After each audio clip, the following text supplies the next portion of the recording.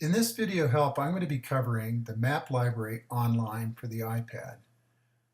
One of the first things that I have to consider using this application, and you may look at, is that depending on where you live or where you're located or what country you're in, you may have some restrictions as far as your ability to use online information.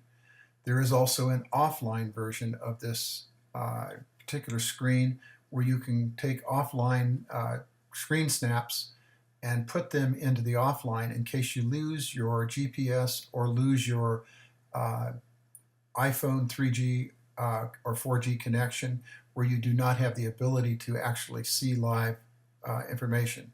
So what we're going to do is we're going to say that in this particular case, I'm off the coast of San Diego looking at islands off the coast or the bay itself as options where you may want to be fishing or do a survey about locating different kinds of places to fish.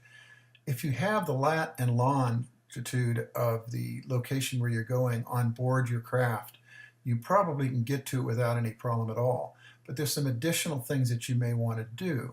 For example, you may want to take landmarks from the shoreline as far as photographs to identify where you're at. Plus, if you zoom in and take landmarks as far as what you're doing as far as on live stuff, you can copy and paste those into the offline version of this application to have them available to you, and you can easily select them very quickly to see where you're located if you do not have support at the time for your GPS.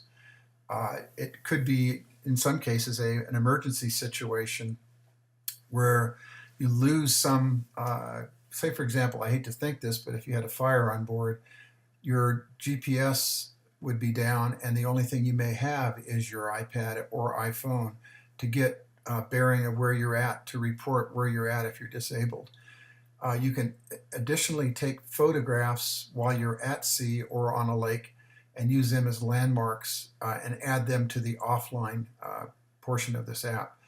It's still handy if you're sitting at your computer or your iPad at home and you want to look at different locations. For example, if I was going to zoom into the bay itself and I wanted to see different kinds of landmarks on the shoreline or whatever, I could see them on my iPad while I'm at home. For example, I may want to know if I'm going to be fishing in this area, what is there, and I can take photographs or take lat-long locations and put those into the records where I know precisely where I'm at if I don't use a GPS. You may have a small boat that doesn't have those facilities for you. And once again, if you use, for example, on the Mac, you have a thing called Grab, which is a grab thing where you can take an image of the screen.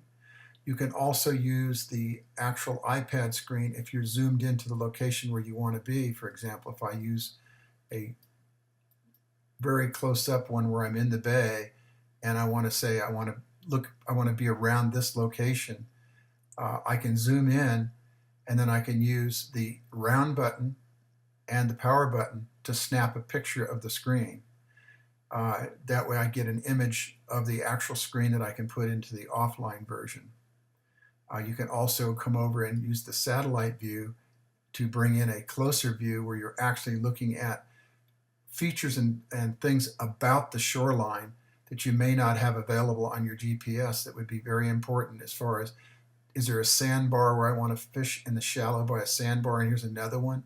These could be very vital kinds of things when you're looking for different areas or obstructions under the water where you may want to fish right on top of them.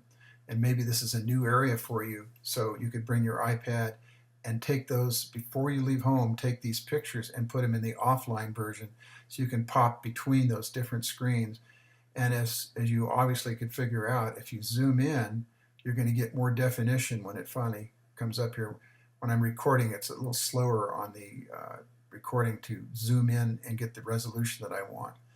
But basically there it is. So I can see the very detailed things about this little line of a sandbar, or I can come up onto the top and I can look for this one over here, or maybe I want to fish right at the tip on top of that little structure right there.